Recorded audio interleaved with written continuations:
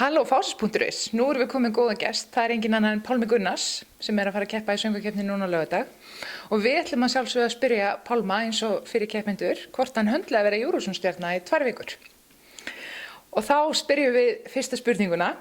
Fyrsta æfingi í Stokkhólmi gekk hræðilega, því langaði mest að öskra tæknimenn því að hljóðið var svo ömurlegt og kameravinnan var svo glötuð.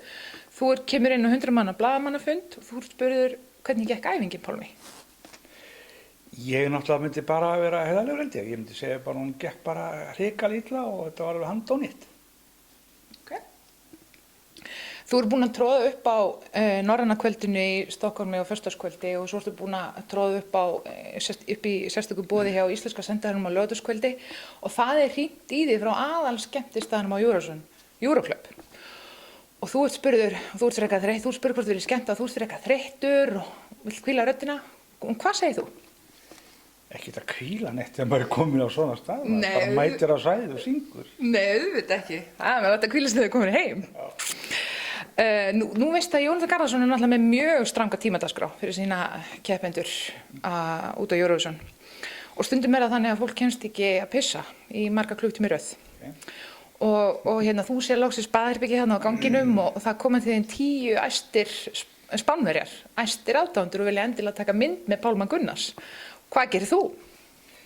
Ég bara leyfi þeim að taka mynd af mér og bara eins og sannri hetju, það held ég bara í mér. Það er einhver spurning sem búið að spyrja þig alveg 1000 sinnum í gegnum öll viðtölin sem þú ert búin að fara í sem svona reynslu bolti í Eurovision. Hvaða spurning heldur að það myndi vera? Hvaða spurning? Hvernig var að standa á sviðinu í Bergen? Nú, á Eurovision tíðkast að keppendur taka oft svona lagið á blaðamannafundum svona til að heilla viðstadda og oft eru þetta Eurovision lög, sko. Hvaða lög? Hvað myndir þú taka? Ég myndi leggjast yfir ítalska textan af Gente de Mare og syngja það með algjörum stíl. Já. Taka ítalskun á það, sko. Ég náttúrulega var ofsalega hrifinn af lagi sem við tókum þátt í Mannakorn, ég og Ellen og Maggi, sem var línudans. Já.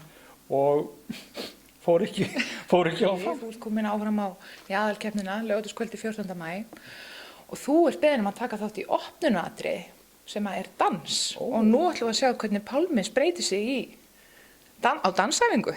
Yes.